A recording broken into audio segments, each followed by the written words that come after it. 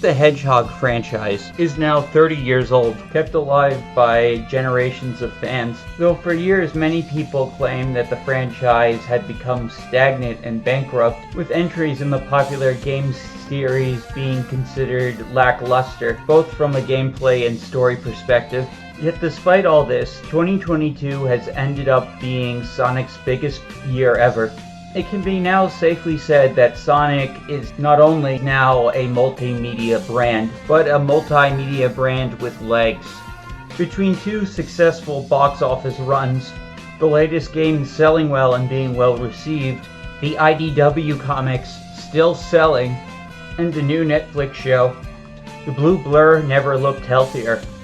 In this video, I'm going to be going over the effect 2022 has had on the Sonic brand, all of its successes between video games, shows, and movies, and comics.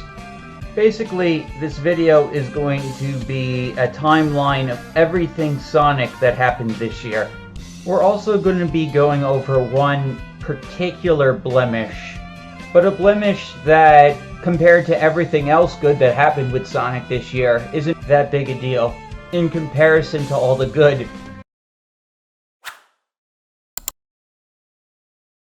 You all know the story of the first Sonic movie, but just in case you don't, I'll remind you. The first Sonic movie was supposed to come out in 2019, but it got delayed when Jeff Fowler, the film's director, responded to online criticism of Sonic's design. A decision was then made to reanimate all the Sonic scenes with a new model, thus delaying it till winter 2020. I think it's just there was a level of realism that we probably went a little bit too far with. I think what the fans were responding to is it just lost that sort of that key component, the Sonic's character. I mean, they just didn't recognize that or see it in him. So I think that little bit of design adjustment was incredibly important, just for them to connect with and recognize the character that they love. Despite the delay, despite the additional cost, and despite the lockdowns of the pandemic being just around the corner, the film was able to make money and even outgrossed DC's Birds of Prey. Not only that, but at the time it became one of the highest, most profitable game movies of all time. And this was just before everything shut down. Everyone had been predicting this movie would fail since the first trailer. But the Sonic fan base and the general audience came through, and the film itself turned out to be a pleasant surprise. Not only did they incorporate a lot of facts and trivia from the games, while trying to integrate the Sonic character into a real-world world, the movie also had great humor and was a surprisingly wholesome film. It also turned out to be one of the best films Jim Carrey has ever done in years, returning to his roots on what made him so iconic in the 90s and 2000s. The movie surprised everyone, and Paramount couldn't have been more happy. And so, they greenlit the sequel, which promised to include Sonic's best pal Tails from the games, with the character's video game voice actress reprising the role. Paramount also announced that Knuckles would be in the movie, and the internet went ballistic when acclaimed British actor Idris Elba tweeted this. Where are my manners? Sonic, meet Knuckles. Getting an A-list actor to play Knuckles showed that the sequel wanted to keep the momentum, and even from the trailer you could see things like the Master Emerald. The movie was promising to be more like the Sonic games than the previous movie, while keeping the same canon. And when the movie was finally released, people loved it just as much, if not even more, than the first one. Sonic 2 outgrossed its predecessor and again became the highest grossing video game movie. Audience scores on both Metacritic and Rotten Tomatoes remain overwhelmingly positive. And why wouldn't they? The audience loved the movie. They loved how it incorporated more stuff from the games. They also loved how it kept very good continuity with the first one, giving characters like Maddie and her sister more to do, and building on the strong family themes of the first movie. There were even a couple of surprises introducing Supersonic in the movie's climax. But the biggest surprise happened during the movie's end credits scene, setting up the as of now confirmed sequel. There's something else. When we were wiping Robotnik off our database, we found something. A file buried deep in our system and dating back over 50 years. What was it? Coordinates, sir. Coordinates? To what? A secret research facility. Shadow! It's Shadow! It's Shadow! No!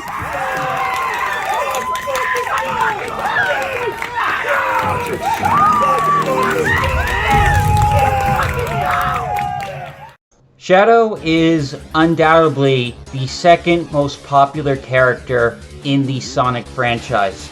For me personally, he's my absolute favorite character, and the game he debuted in, Sonic Adventure 2, is my favorite Sonic game, and the one that got me into the series.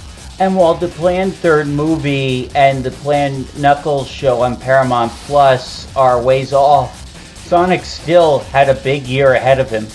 But unfortunately, Sonic's next big release wouldn't be as well received.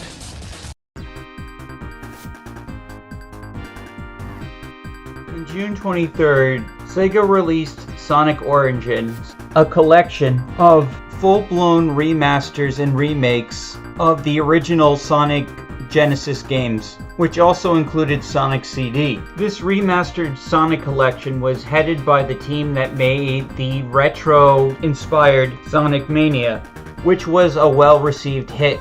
However, the launch of Sonic Origins would be mired in controversy, from locking features behind DLC to switched out music due to copyright technicalities, possibly involving the Michael Jackson estate, and having DRM for the PC version. While the missing music was a real deal killer for a lot of people, people were furious about all the technical issues and bugs. Here you can see one Steam reviewer recounting how, because of certain physics tweaks, the levels don't work as they're supposed to. Some boss fights are more difficult than they were in the original game, and others are more easy, thanks to glitches that originally didn't exist in the original games. One of the developers that worked on the remaster claims that Sega didn't use the finished version of the game that they gave them. As a celebratory collection, this was not what Sega wanted. In addition, Sega pulled all prior ports of all the games in the collection. If you had bought those games prior on other platforms, you can still access and download those ports. For instance, I was able to play Sonic 3 with the original music on my Xbox One, because I own Sonic 3 Viva Xbox 360 backwards compatibility. So since I still had access to the classic Sonic games, I had felt no reason to get Sonic Origins. But for everyone else, if you wanted to buy Sonic on modern hardware, you pretty much have no choice but to purchase Sonic Origins. The state of Sonic Origins at launch led people to worry about the new game Sonic Frontiers and if that one was going to be rushed or have technical problems. We'll talk about that a little bit later.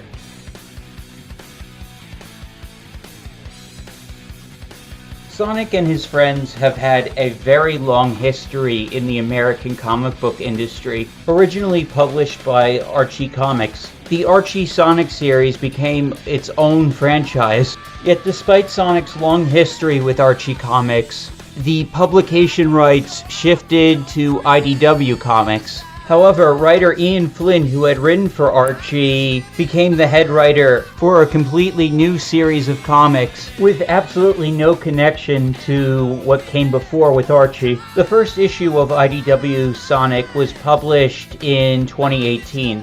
And as of right now, this sub-series of Sonic the Hedgehog is now well past its 50th issue. which was released June 29th of 2022. Comic books and their sales are not this channel's forte. However, I do know even big-name comic runs can end in just a few issues if they aren't continually selling. The fact IDW's Sonic run has been able to get past 50 issues shows people are interested in those comics. In addition, I myself have noticed an uptick in fan art of original characters from this comic book series.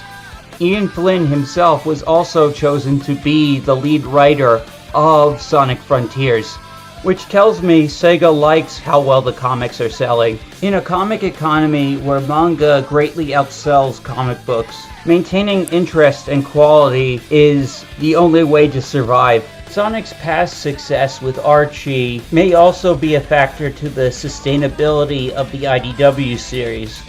But regardless, IDW celebrated the 50th issue of Sonic by highlighting the number of the issue in bold. They even released a variant cover that has almost every Sonic character, including characters Ian Flynn made himself, on the cover.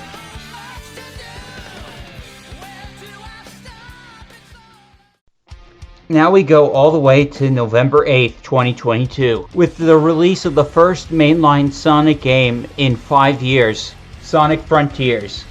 After a decade of trying to copy Mario, the story and tone of this game would be more aligned with the Sonic games of the 2000s era, which tended to be over the top but still semi-serious in tone. However, this would be the first game in Sonic's history that would be completely focused on open world and collecting, with the classic linear stages that are normally the focus of the games being a secondary activity.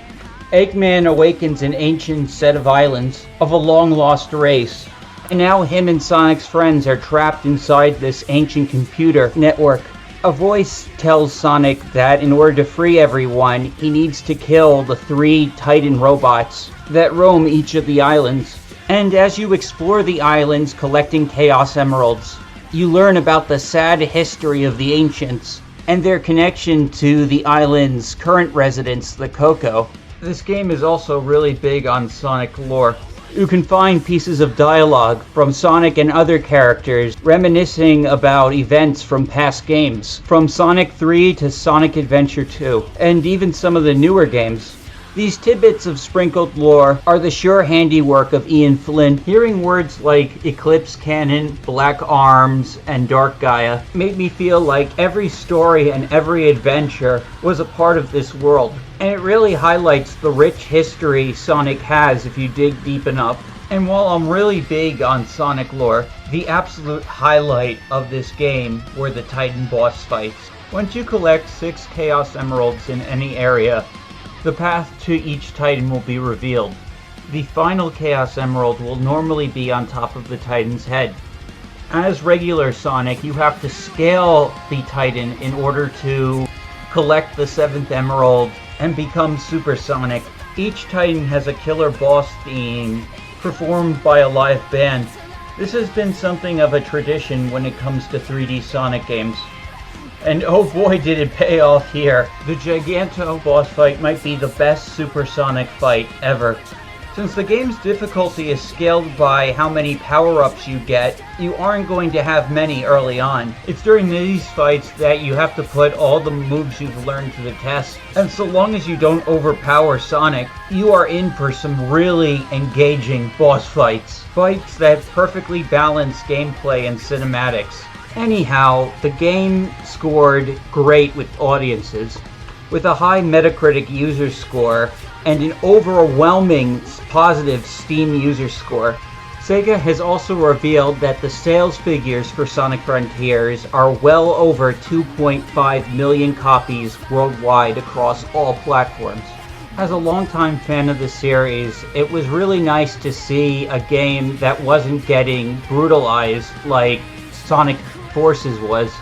And while I myself have some criticisms of the game, I overall greatly enjoyed my experience and am very much looking forward to the new content set to come out for free this year for the game, including new story content with new playable characters. Something that used to be far more common in Sonic games than it is now. Yet even without this content, I can safely say Sonic Frontiers marked a welcome return for Sonic in terms of gaming. But even after the launch of Frontiers, Sonic was not done yet.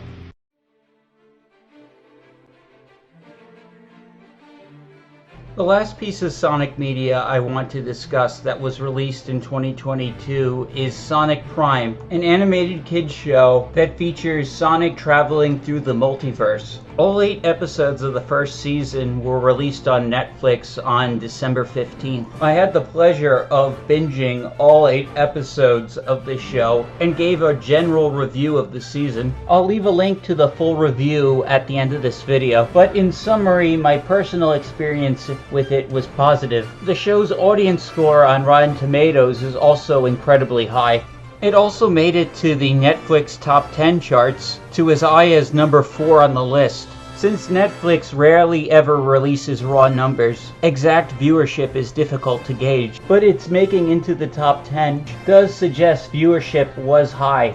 It's also worth noting, it beat out every other animated show Netflix released that day. There isn't much else to say about it that already wasn't covered in my review, but there was one tiny Easter egg that I didn't mention in my review. The combination for Tails' Lab is apparently 1992, which is when the first Sonic game was released, 30 years ago. This Easter egg is further confirmation that everything that came out this year has just been one big celebration for Sonic.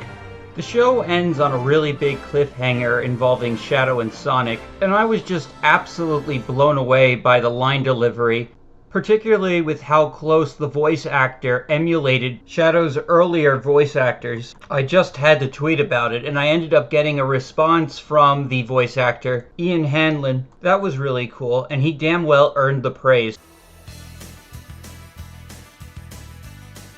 There are 2 more points I want to talk about before I wrap up, one of which is this beautiful Sideshow statue commemorating the 30th anniversary of Sonic. It's currently set for pre-order on Sideshow's website for more than a couple $100. There are also some 30th anniversary posters and shirts on Sega's website.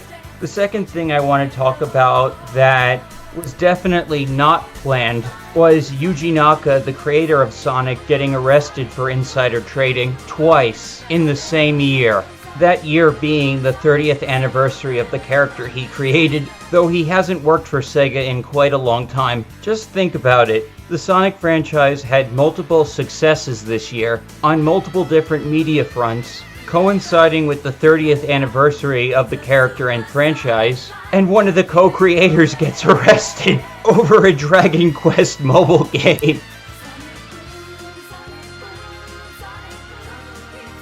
Despite Yuji Naka's legal woes and the botched launch of Sonic Origins, this has truly been one of the best years for Sonic ever. People can no longer say the franchise is stagnant or no longer relevant when it's succeeding in both TV, movies, comics, and most importantly, games. People's love and support for Sonic has not been in vain, and if Sonic's current winning streak continues into this decade, we are going to have another generation of fans that will carry Sonic into the future. And who knows, maybe we'll even get Sonic Adventure 3 one day. Thank you all for watching this video and for sticking to the end. If you've enjoyed this overview of Sonic's big year, please consider subscribing to the channel. As for my regulars, thank you again for all of your support. Till next time, wishing you all a Happy New Year.